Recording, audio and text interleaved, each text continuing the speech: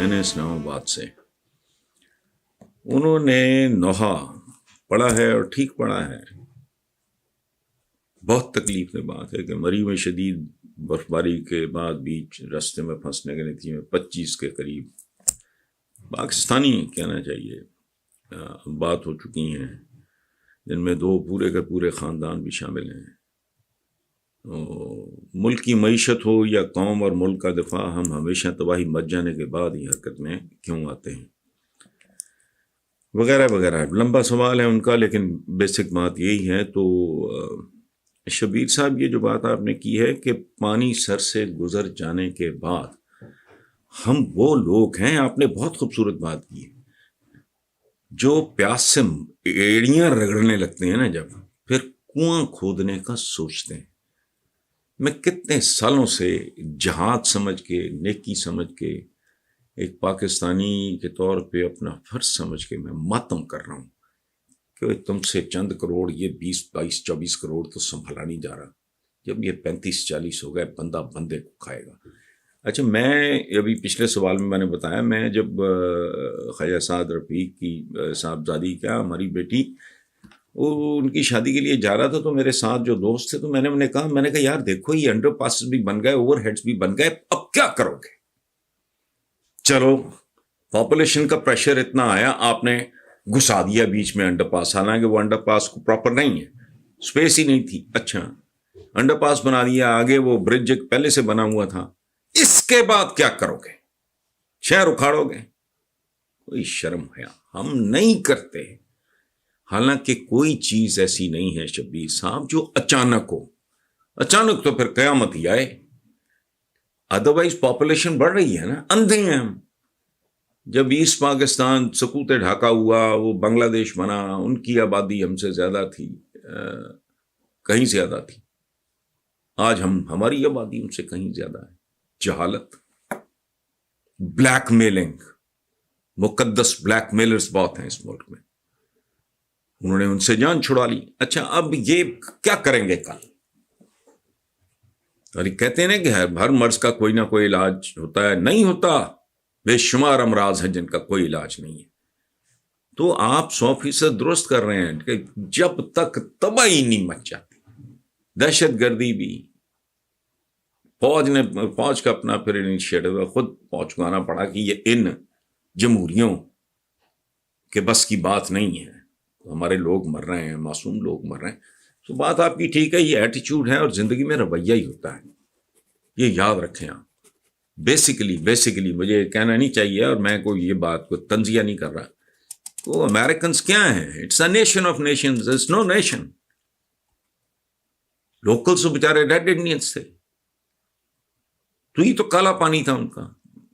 Basically bunch of criminals, جرائم پیشہ لوگ. لیکن ایک ڈسپلن آیا، اچھی لیڈرشپ ملی، ان کو ٹارگٹس ملے، ان کو فیسیلیٹیٹ کیا گیا، ان کو تعلیم دی گئی، تو سپر پاور بن گئے.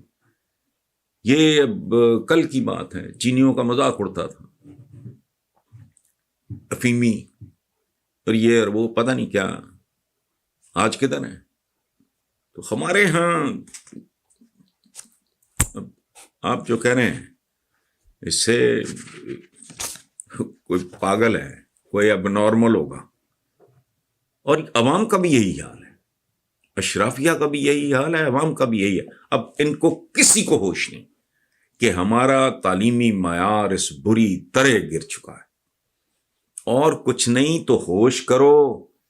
ٹی وی پہ چلنے والے ٹکرز بتاتے ہیں، نہ ان لوگوں کا تلفظ ٹھیک رہ گیا ہے، نہ ان لوگوں کی املا جیسے کہتے ہیں، یا وہ جو ایسا لفظ لکھتے ہیں، بندہ حیران ہی رہ جاتا ہے کہ یہ کیسا لکھا. اور عام الفاظ ہوتے ہیں، یہ نہیں کوئی بڑا کوئی بہت ریئر استعمال ہونے والا لفظ ہے جی آپ غلطی ہوگی، نہیں. ڈکلائن پہ ہے سارا کچھ. لیکن بدنصیبی ہماری، آپ کی سیاست سوائے بلیک میلنگ کے ہے ہی کچھ نہیں. پورے پاکستان کی تاریخ اس بات کی گواہ ہے. یہ جھوٹ ہے، یہ بےہودگی ہے، یہ فراڈ ہے، یہ فیک ہے. جب تک لوگ لبریٹ نہیں ہوتے، جب تک ایک ووٹر اس قابل نہیں ہوتا کہ پورے اعتماد سے اپنے پیروں پہ کھڑا ہو کے اپنی عقل کے ساتھ یہ فیصلہ کر سکے کہ کیا صحیح ہے کیا غلط ہے، اس پہ کوئی پریشر نہ ہو، حتیٰ کہ ذات برادری کا بھی پریشر نہ ہو، جو آئے گا تعلیم سے، تربیت سے، تب تک یہ سوائے یہ ڈھونگ ہے. میں تو اس جمہوریت کو کبھی میں نے جمہوریت سمجھا ہی نہیں ہے. یہ تو بدماشی ہے، غنڈہ گردی ہے، بلیک میلنگ ہے، چند یہ جو باقی سو کالڈ پولیٹیکل پارٹیز ہیں ہی نہیں. اور آپ نے یہ جو کہا کہ اکثر اوقات ذاتی مفادات پہ مشتمل ہوتے ہیں مطالبات جو، تو آپ کی ٹوٹل سیاست ذاتی مفادات پہ ہی مشتمل ہے، ورنہ پاکستان آج اس حال میں نہ ہوتا. پاکستان بنا، عورتیں اٹھائی گئیں، ماں کے پیٹ میں بچے نکال کے کرپانوں پہ اچھالے گئے، جوان قتل ہوئے، بوڑھے قتل ہوئے، لوگوں کے گھر بار لٹ گئے، بہت کچھ ہوا. پاکستان مقروض نہیں تھا، پاکستان نے لینا تھا کسی سے. جب پاکستان بنا ہے تو کامن پینز نہیں تھیں، لیکن پاکستان کی حالت کیا تھی؟ اس نے کسی کا ایک پیسہ نہیں دینا تھا، اس نے لینا تھا. اور گاندھی صاحب نے جو وہ اپنا رکھا تھا، جو بھی اس کو کہتے ہیں ہندی میں برن برتی ہے پتہ نہیں کیا، وہ اس لیے رکھا تھا کہ بھائی ٹھیک ہے، ہمیں پاکستان کا علیحدہ ہونا، ایک علیحدہ ملک ہمیں پسند نہیں، لیکن جو ان کا حق بنتا ہے ان کو دو. آج جو بچہ آپ کا پیدا بھی نہیں ہوا وہ بھی لاکھوں کا مقروض ہے.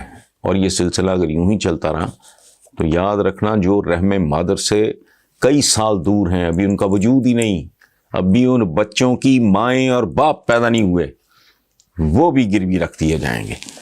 سو یہ سیاسی بلیک میلنگ کے علاوہ اور تو ہے ہی کچھ نہیں. اچھا، اگلا سوال ہے جی ISI کے سابق جو ڈائریکٹر جنرل ہیں فیض حمید، کہ آپ ان کی خدمات میں. بھائی پہلی بات ہوئی ہے، یہ سوال کیا ہے طاہر بابر صاحب نے لاہور سے. طاہر بابر صاحب، میں تو ان تفصیلات سے واقف نہیں ہوں، میں کیا آپ واقف ہیں. موٹی موٹی بات، ایک جنرل امپریشن یہ ہے کہ جنرل فیض نے اپنے منصب سے بھرپور انداز میں انصاف کیا، اینڈ دیٹس اباؤٹ آل. باقی ان کی تو جو ایکٹیویٹیز ہوتی ہیں، ان کی جو پرفارمنس ہوتی ہے، وہ ظاہر ہے کوئی کامن نالج نہیں ہوتا. مجھے یہ آپ کو کیا پتا. ہاں، یہ سوال ذرا امپورٹنٹ ہے.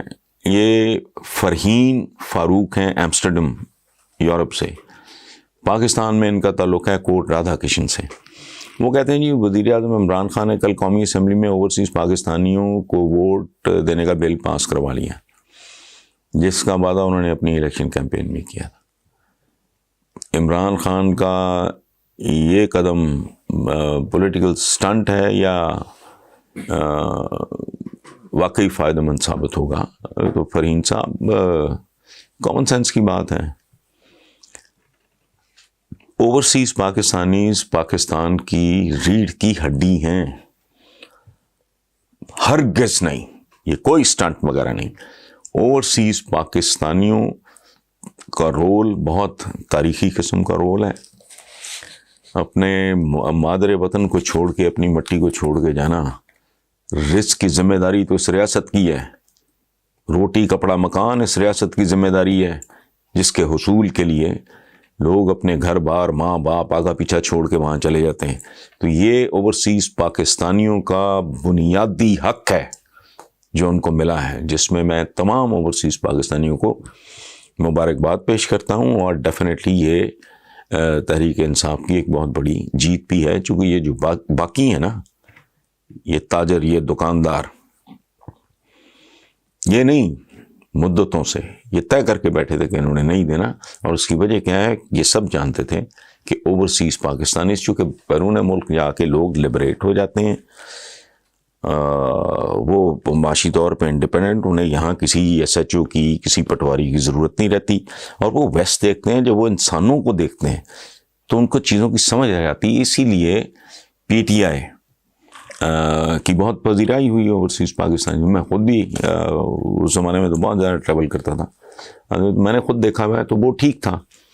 اور ان کی جو کنٹریبیوشن ہے، اس لیے پلیز ایک لمحے کے لیے بھی اس کو پولیٹیکل سٹنٹ کہنا زیادتی ہے.